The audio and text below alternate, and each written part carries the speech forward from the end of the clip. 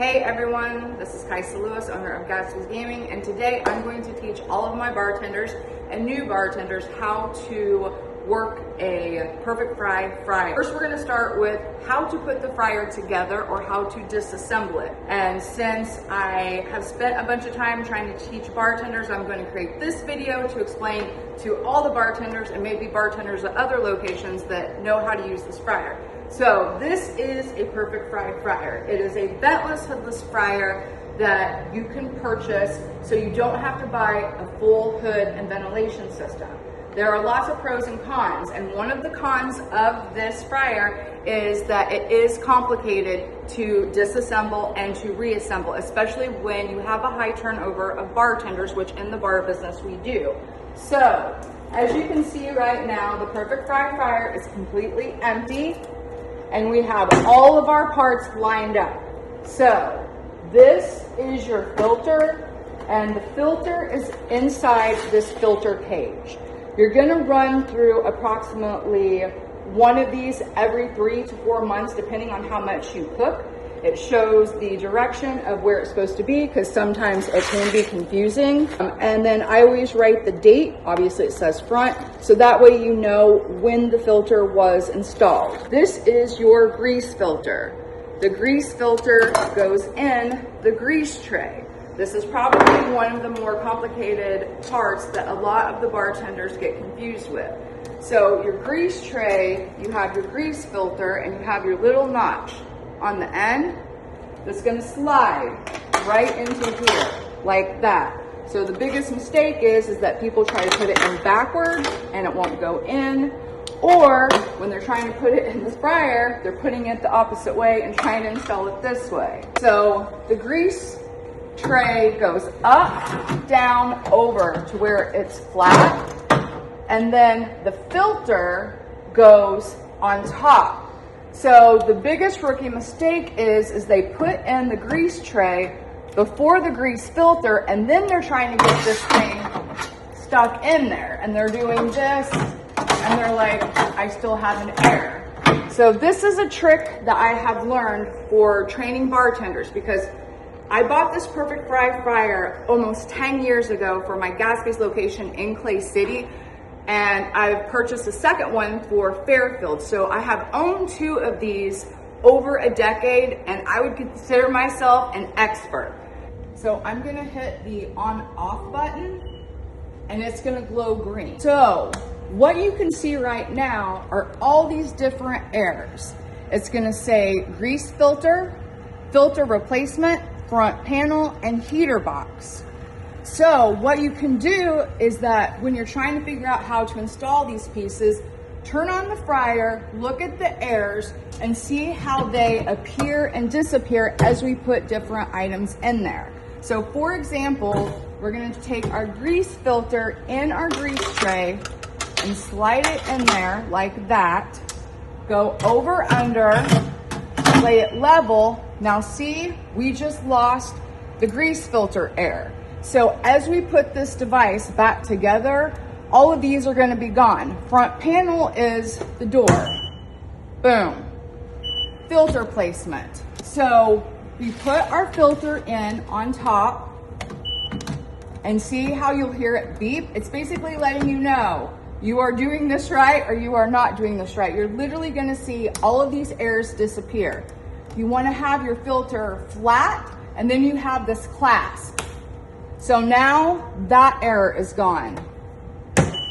Front panel, that error is gone. So that is a way to learn how to put the fryer back together.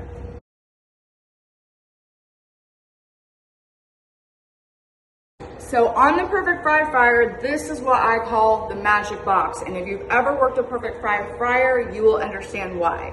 The perfect fry fryer is designed to take food. And what we do is that we individually bag mozzarella sticks, french fries, boneless wings. So we have the product ready to drop in the magic box, and then it falls into the grease bag. But this magic box is very tricky. It's basically like a jigsaw puzzle to assemble. And then you take it apart to wash it and you've never messed with this before, you're like, how in the world do I put this back in? So we're gonna take it like this. Ugh. We're gonna put this in the, thank you. Put this on the right, connect it on the left, and then we're gonna lift it up. And we're gonna slide this into our grooves. Now watch. Boom. That is your tray that's gonna drop your food into your oil vat. So we open up the magic box, we drop the food. The food is programmed to come and fall into the oil. Now the reason we call it the magic box is because when you look inside of the box, you always see metal and stainless steel.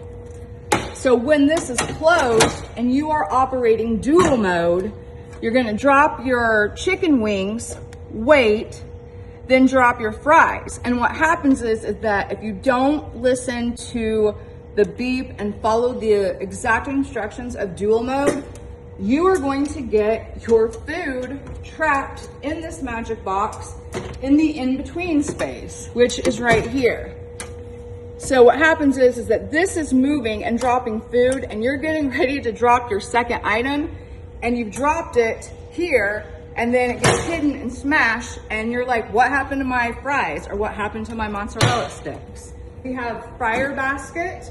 Now all of these items, you want to disassemble your fryer, spray them with oven cleaner to break down all of this oil buildup. I have the oil vat, the very dirty oil vat that we were using. It has a lot of buildup and you're not able to see the hot and cold line. So this is a perfect time to show you how to break down and clean the fryer. Now we have scrapers, we have SOS pads, but I am telling you, after 2 Perfect Fry fryers and over about 10 years, oven cleaner is your best bet. It even says in the instruction manual to use oven cleaner. So the oil vat you want to start on because it's always gonna have the most buildup. It's gonna have not the buildup just inside, but on your front and then your oil valve. So we are gonna put a huge thick coat of oven cleaner inside of this oil vat to be able to actually see our hot and cold line, to spray it all around our lever so we can actually get rid of the oil, and then the front. Because as you can see, there is so much oil built up on the front, and all that's gonna do is burn. So we're gonna take every single piece and cover it with oven cleaner, except the heating element. The heating element, you cannot wash, so we're not going to cover that with oven cleaner. We're not gonna put that in the sink. We're just gonna take an old-fashioned scraper and scrape it. But there's not a whole lot to the heating element. But obviously, anything electrical, do not get wet. So we're gonna cover this with oven cleaner, and then each item we're gonna wrap like a big present. And it is a big present. It's a present when this fryer's actually cleaned and wrapped up and ready to go. So we're gonna do that with all the pieces except the heating element.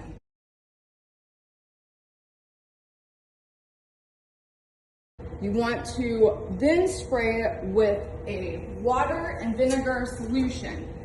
This will break down the soap residue on all your different items, and it will make your oil last longer.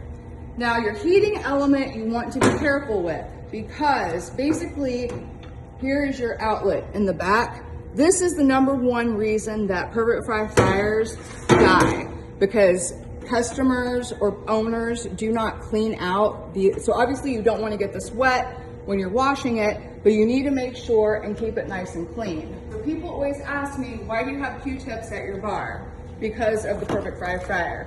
So when I got the fryer, there was an error, and a tech came and he taught me all these different tricks and told me, whatever you do with this fryer, make sure and swab alcohol inside of here, because you're just pushing in the oil into your electrical outlet in the oven.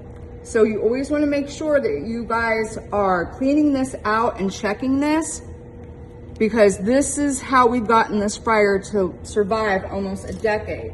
So it gets plugged in inside the fryer in this outlet in the back. Now, before you touch this outlet in the back, unplug your fryer because you are going to get electrocuted because we are sticking these Q-tips inside. So we're going to take our Q-tip and our alcohol and we're just going to go inside these little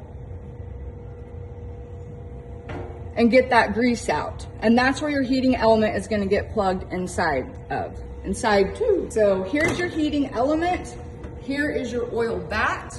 And then this is your oil vat tray.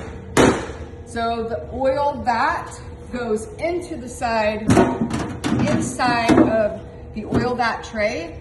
So I am leaving this oil vat dirty so you all can see how bad these get, and they get a lot worse. The biggest problem that we have with this oil vat right now is that you cannot see your cold and hot line. So every single day you have to make sure that there is enough oil that reaches your cold line. Otherwise, you're gonna have errors, our fryer's gonna get too hot, or you could potentially set off the fire extinguisher. So the daytime bartender comes in every day, maintains and checks the cold line. Do not add oil when the vat is already hot. And you should know that hot oil is going to expand. Why there is a cold line and a hot line. So if you are cooking food and this oil is already hot and it's not reaching the hot line, you can't add oil because you don't know how much it's going to expand and where it's going to be. So your best bet is to let the bartender know on the next opening shift, hey, I think the oil vat is low, it needs oil. You probably want to check it tomorrow. So the oil vat goes in the oil vat tray. And this is one of the reasons I'm having this video, is that I can no longer pick up these parts and clean them, which is why I'm relying on you to train and help me keep this fryer running. We have increased our food sales 300% over the last 2 years. We're one of the only locations in Louisville that serves food, and anybody that is a bar owner knows, one, when people order food, they're gonna stay longer. As a bartender and bar owner, your tips are going to significantly increase. Someone might leave you $2 for a beer, but they're gonna leave you $5 or $6 for a chicken sandwich and mozzarella sticks. So we have the oil vat in the oil tray, and this is our heating element. So this is how the oil is gonna get hot. So you're gonna put in your tray. I'm gonna try to do this for one last time, and then Kaisa is retiring from this, and I'm gonna count on you to do it. So I'm gonna take this, hopefully it's clean, and we're gonna open this up and we're gonna stick this tray. So obviously the purpose of the oil vat tray is to collect all of the oil that's going to spill over, because obviously when you're dropping frozen food into hot oil, it's gonna snap and come at you, just like when you're frying bacon on a skillet. There's gonna be overflow, and we need to make sure to keep all the oil off of the bottom because we do not want a fire. So we have all of this on top put together. We have the magic box put together. Now we need to take this oil vat, once it's clean, and put it on top of this oil vat tray. Now, here's the other part that gets tricky, the heating element. So, in my opinion, the easiest way to do the heating element is to stick it in to the oil vat. Now see how there is a back to this with the notches? This is going to slide in the back. I have this problem all the time with new bartenders. Are like, this thing doesn't fit because they're trying to put it in like this. And I'm like, and then I try to explain you have to move it all the way to the back, and then they get confused. So you're gonna take your heating element, set it in the back, take your oil vat and put it on your tray, and then your heating element has to plug into the fryer. So you're gonna move it all the way to the back, and then plug it in. it just went. So I'm gonna pull this out so you can kind of understand how it works. So if I give this oil vat a tug, it's stuck because it's plugged in. So if you are taking it apart, you're gonna grab this and you're gonna pull gently because the oil might still be hot, or you just don't wanna get your clothes covered in oil, period. So you just wanna grab it and just give it a nice little pull and pull it out. Remove your heating element first or your vat. I can't do both anymore, but I know a lot of you can. So just take this entire thing out and start breaking it down and cleaning it. So, all right, we're gonna put it back in, plug it in. You'll feel it actually plug in. And if you turn it on, the only air that we have left is now the front panel, because the magic box, the grease tray, the grease filter, the filter, the oil vat tray, the oil vat, and the heating element are all in here. The only thing we do not have is our actual fryer basket. So this is another challenge the bartenders have. So there are different shapes. This one is a rectangle, and on the left side, so we're gonna take our basket like this, hold it, and then put it into our little notches to where it basically bounces over the oil. So that's how it's supposed to look. A lot of bartenders are like, I don't think the basket is in right. If you're able to flip it up, and if you're able to close the door, because if your fryer basket is not in there correctly, the door most likely is not gonna close. So now I'm going to shut the door, and now it is gonna say ready, heating, and start raising the temperature.